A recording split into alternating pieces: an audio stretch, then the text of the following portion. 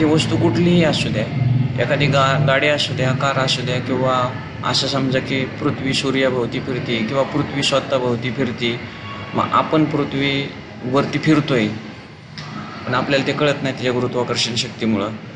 पण एखादी अशी वर्तुळाकार गती, एखादी वस्तू की जी वर्तुळाकार काय करते, अशी फिरतीय वर्तुळाकार गोलाकार फिरतीय, तर ते फिरत असताना आपल्याला काय करायचं आहे की तिच्या वर्तुळाकार गतीचे काय करायचे आहे, आपल्याला एक विश्लेषण करायचं आहे. म्हणजे तिच्या वर्तुळाकार गतीने जी ती फिरतीय तिचं आपल्याला निरीक्षण करायचं आहे की बाबा ती कशी फिरतीय, तिच्यामध्ये कुठले बदल होतात, ते फिरत असताना कुठल्या गोष्टी घडतात. मागच्या फोर्सचा विचार नाही करायचा, फक्त ते फिरत असताना ते आपल्याला निरीक्षण करायचं आहे. तर या निरीक्षणाला म्हणायचं फिजिक्सच्या भाषेमध्ये कायनेमॅटिक्स ऑफ सर्क्युलर मोशन. एखाद्या ऑब्जेक्टचं पाहतोय आपण, सर्क्युलर मोशन म्हणजे तो फिरतोय, ही झालं कायनेमॅटिक्स ऑफ सर्क्युलर मोशन. पण आपण एखाद्या ऑब्जेक्टला गृहीत धरून आपण ह्याचं विश्लेषण पाहतोय. तर काय होत असतं की तो फिरत असताना, तो ऑब्जेक्ट फिरत असताना त्याच्यामध्ये जे काही गोष्टी घडतात त्याच्यातली पहिली गोष्ट म्हणजे काय होतं की अँग्युलर डिस्प्लेसमेंट होतं. अँग्युलर डिस्प्लेसमेंट म्हणजे कसं, त्याला मराठीतून आपण कोनीय विस्थापन म्हणू शकतो. कोनीय विस्थापन म्हणजे कसं, तो वर्तुळाकार गतीमध्ये फिरतोय. म्हणजे समजून जा की एक वर्तुळ काढलेलं आहे तुम्ही, आणि त्या वर्तुळामध्ये एक सेंटर आहे, आणि त्या सेंटरपासून वर्तुळाचा जो वरला जो सर्कमफरन्स आहे, जी काय त्याची हे आहे, जो एकदम वर्तुळाकारचा जो वरला पॉईंट आहे की ज्या पॉईंटमध्ये तो असं फिरणार आहे वर्तुळाकार गतीमध्ये, तो पॉईंट आहे. आता तो एक पॉईंट आपण पकडला, त्या एका पॉईंटपासून तो दुसऱ्या पॉईंटपर्यंत तो मूव्ह होतो. पण त्याची जी त्रिज्या असते त्या वर्तुळाची सेंटर असते. मग तो एका पॉईंटपासून तो दुसऱ्या पॉईंटपर्यंत जाण्यासाठी काय होतं, तो एक कोन घेतो, कोन विस्थापित करतो एक कोन. तर त्या कोनाला आपण काय म्हणायचं, अँग्युलर डिस्प्लेसमेंट म्हणायचं. आणि ते थिटाने दाखवतात, आणि ते रेडियन ह्या एककामध्ये मोजलं जातं. त्याच्यानंतर आता त्याचं कोनीय विस्थापन झालं, तो एका पॉईंटपासून दुसऱ्या पॉईंटपर्यंत गेला, तो जात असताना त्याने एक ठराविक कोन केला, त्याला आपण थिटा म्हणलं, त्याला आपण अँग्युलर डिस्प्लेसमेंट झालं म्हणलं. परंतु तो पदार्थ किंवा तो ऑब्जेक्ट एका पॉईंटपासून दुसऱ्या पॉईंटपासून जात असताना त्यांनी एक काय केलं, एका गतीमध्ये गेला, तो ठराविक गतीमध्ये गेला. जी ती गती आहे ते आपण W मध्ये काउंट करत असतो, आणि त्याला आपण अँग्युलर व्हेलॉसिटी म्हणत असतो. म्हणजे अँग्युलर व्हेलॉसिटी, अँग्युलर डिस्प्लेसमेंट आपल्याला कळलं, तो कोन. त्याच्यानंतर अँग्युलर व्हेलॉसिटी म्हणजे तो जो ऑब्जेक्ट आहे तो एका पॉईंटपासून दुसऱ्या पॉईंटपर्यंत गेला, त्यांनी जी काही गती घेतली. आता उदाहरण द्यायचं झालं तर आपण एखाद्या टू व्हीलरवरती बसलो, टू व्हीलरवरती समजून जा की आपण एक असं गोल आकार आपण असं फिरतोय. तर तुम्ही एका पॉईंटपासून समजा फिरायला सुरुवात केली, पुन्हा त्याच पॉईंटपर्यंत फिरून आला, तर तुम्ही गोलाकार फिरत होता. पण गोलाकार फिरत असताना तुमचा जो बाईक चालवत असताना जी काही तुमचा जो वरती जो त्या हे दिलेला असतो, त्याने डॅशबोर्ड दिलेला असतो, त्या डॅशबोर्डमध्ये सगळं दिलेलं असतं की तुम्ही आता कितीच्या स्पीडनी फिरताय, तुमची गती कितीच्या स्पीडनी चाललेली आहे, 10, 20, 5, 100, 180 काय असेल ती त्याच्यामध्ये मीटर दाखवत असतो गतीचा, वेगाचा, ती व्हेलॉसिटी. तर तो जो वेग आहे ना तुमचा, व्हेलॉसिटी जी आहे ना तुमची, ती व्हेलॉसिटी आपण W ने काढत असतो, तिला व्हेलॉसिटी म्हणतात. म्हणजे तुम्ही कोनीय विस्थापनाचा दर वेळेनुसार, म्हणजे एखाद्या वेळेत वस्तूची किती कोन कापला त्याचं सूत्र. म्हणजे तिथं तुमचा टाईम बी आला, तुम्ही एका पॉईंटपासून दुसऱ्या पॉईंटपर्यंत गेला, तो किती वेळामध्ये गेला म्हणजे तो टाईम आला. आणि तुम्ही किती गती कापली ते आपल्याला गती कापायची, पण ते गती कापित असताना तुम्ही कोन तयार केला ना एका पॉईंटपासून दुसऱ्या पॉईंटपर्यंत, म्हणजे अँग्युलर डिस्प्लेसमेंट तुम्ही घेतलं ना.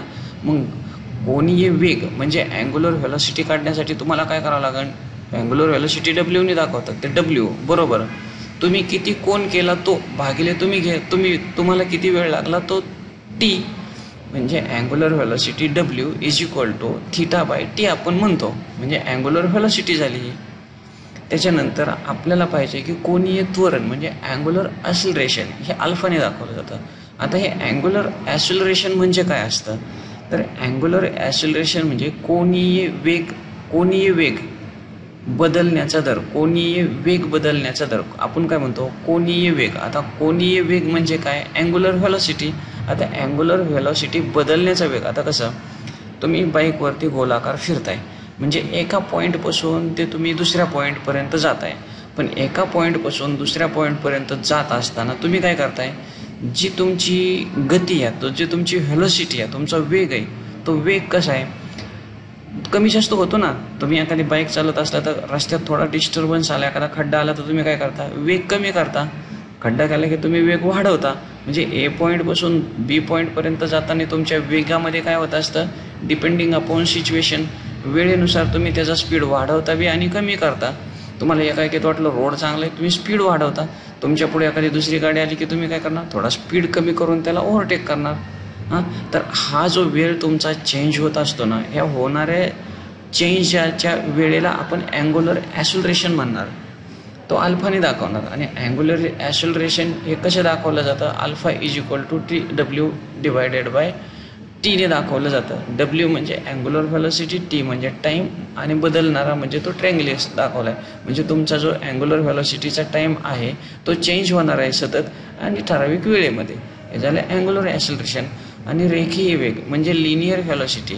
आता वस्तूचा प्रत्यक्ष वेग जो वर्तुळाच्या स्पर्श रेषेवर असतो.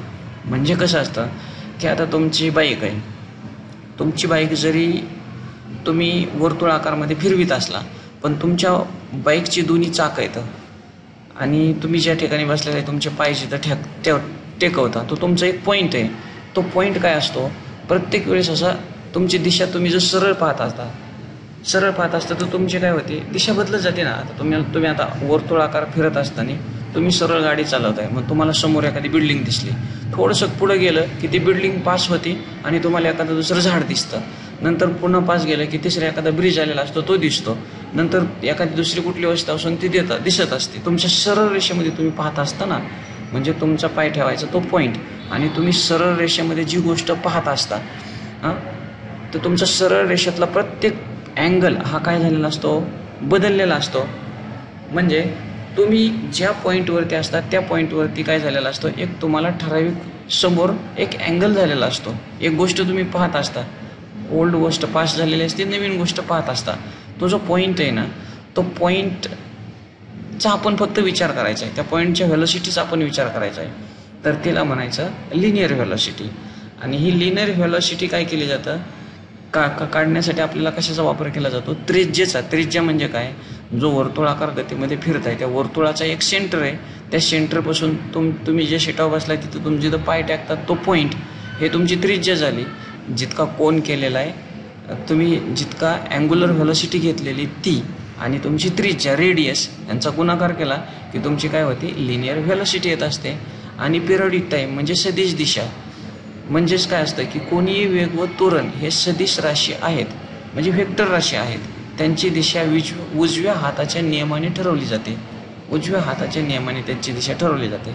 ते आपण पुढं पाहणार नाही. एखादी वस्तू आपण हातामध्ये धरली आणि अंगठावरती केला की तो तुमची बोटं आहेत त्याची दिशा दाखवत असतं. तर या पॉईंटमध्ये पहा, तर हे जे तीन गोष्टी ते आहे, angular displacement, angular velocity, angular acceleration आणि लिनियर व्हेलॉसिटी, ह्या जोपर्यंत तुम्हाला समजत नाही आहे तोपर्यंत तुम्हाला हे कायनेमॅटिक्स कळणार नाही आहे. कायनेमॅटिक कळण्यासाठी तुमचे हे बाय हार्ट झालं पाहिजे. तुमच्या डोळ्यापुढे एक गोल आला पाहिजेत आणि त्याच्यामध्ये तुम्हाला अँग्युलर डिस्प्लेसमेंट कुठलं आहे, अँग्युलर ॲक्सेलरेशन काय आहे, त्याची लिनियर व्हेलॉसिटी काय आहे आणि त्याची अँग्युलर व्हेलॉसिटी काय आहे, हे तुम्हाला लगेचच्या लगेचच तुमच्या डोक्यामध्ये हे झालं पाहिजेत, कॅल्क्युलेशन्स झालं पाहिजेत. व अँग्युलर व्हेलॉसिटी डब्ल्यूने दाखवली जाते. अँग्युलर व्हेलॉसिटी म्हणजे कोनीय विस्थापनाचा दर वेळेनुसार, म्हणजे एखाद्या वेळेत वस्तूने किती कोन कापला, एखाद्या वेळेत म्हणते हे वेळ, इथं काय टीला प्राधान्य दिलेलं आहे अँग्युलर व्हेलॉसिटीला. आणि लिनियर व्हेलॉसिटीला इथं काय दिलेलं आहे, वस्तूचा प्रत्यक्ष वेग जो वर्तुळाच्या स्पर्शरेषेवर असतो, म्हणजे एंड पॉईंट जिथं तुमचं पाय टाकतात ना गाडीवर बसल्यावर, तो पॉईंट, त्या पॉईंटचा वेग व्हेलॉसिटी. अँग्युलर व्हेलॉसिटी म्हणजे काय म्हणायचं की तुम्ही एका पॉईंटपासून दुसऱ्या पॉईंटपर्यंत जाण्यासाठी तुम्हाला किती वेळ लागला, तो वेळ हा अँग्युलर व्हेलॉसिटीत येतो. आणि लिनियर व्हेलॉसिटीमध्ये तुम्ही गाडीवर बसल्यावर जिथं तुमचं पाय टाकतात तो जो पॉईंट आहे का, तो पॉईंटचा त्या त्रिज्येमध्ये असणारे सगळे पॉईंटचा काय होतं, वेळ बदलत जातो. तो वेळ ते लक्षात ठेवा. अँग्युलर व्हेलॉसिटी लिनियर व्हेलॉसिटीतला फरक. अँग्युलर डिस्प्लेसमेंट आणि अँग्युलर ॲक्सिलरेशन हे कसं लक्षात ठेवणार तुम्ही? अँग्युलर डिस्प्लेसमेंट सोपं आहे. काय की एखाद्या पॉईंटपासून ते दुसऱ्या पॉईंटपर्यंत जेवढा कोन कापला त्याला अँग्युलर डिस्प्लेसमेंट होणार. पण अँग्युलर ॲक्सिलरेशन म्हणजे काय की कोनीय वेग बदलण्याचा दर, म्हणजेच कोनीय वेग. आता कोनीय वेग तर तुम्ही एका पॉईंटपासून दुसऱ्या पॉईंटवर घेतला त्याला ॲक्सिलरेशन म्हटला, त्याला अँग्युलर डिस्प्लेसमेंट म्हणला. पण अँग्युलर डिस्प्लेसमेंट होत असताना तुमचा जो काय ऑब्जेक्ट आहे तो काय होत असतो? वेगामध्ये कमी जास्तपणा घेत असतो. तर तो जो पॉईंट आहे त्या पॉईंटचा जो कोन होतोय तो कधी फास्टमध्ये होणार तर कधी स्लोमध्ये होणार. डिस्प्लेसमेंट तो कोन, त्या कोनाचा जो वेग आहे त्याचा दर 20चा स्पीड झाला की लगेच 40चा स्पीड झाला, ह्याचा जो दर आहे ना हे अँग्युलर ॲक्सिलरेशनमध्ये येतं. Angular acceleration, angular displacement, angular velocity आणि लिनियर व्हेलॉसिटी हे बाय हार्ट झालं पाहिजेत. आणि पिरियडिक टाईम म्हणजे पूर्णपणे एक परिवर्तन, म्हणजे एका ठिकाणावरनं गेला आणि परत त्याच ठिकाणी वळून आला त्याला एक परिवर्तन म्हणायचं. म्हणजे 1 आणि ते दाखवलं कसं जातं? T=1/n. एन म्हणजे पूर्ण एक फ्रिक्वेन्सी म्हणजे वारंवारता, म्हणजे एक पिरियड कंप्लीट केला तुम्ही. तर हे तुम्हाला जर कंप्लीट आलं, हे तुमच्या डोक्यात बसलं तर तुम्हाला कायनेमेटिझमचा जो कन्सेप्ट आहे तो पूर्णपणे लक्षात बसेल. त्याचे जे सूत्र आहेत ते तुम्हाला लक्षात बसतील. आणि त्याच्यानंतर मग तुम्ही काय करू शकता? एखादा फॅन फिरत असला मग ह्याच्यामध्ये अजून सेंट्रिपिटल, सेंट्रिफ्युगल, पण हेच जर तुम्हाला समजलं तर पुढलं तुम्हाला एकदम व्यवस्थितरित्या कळेल.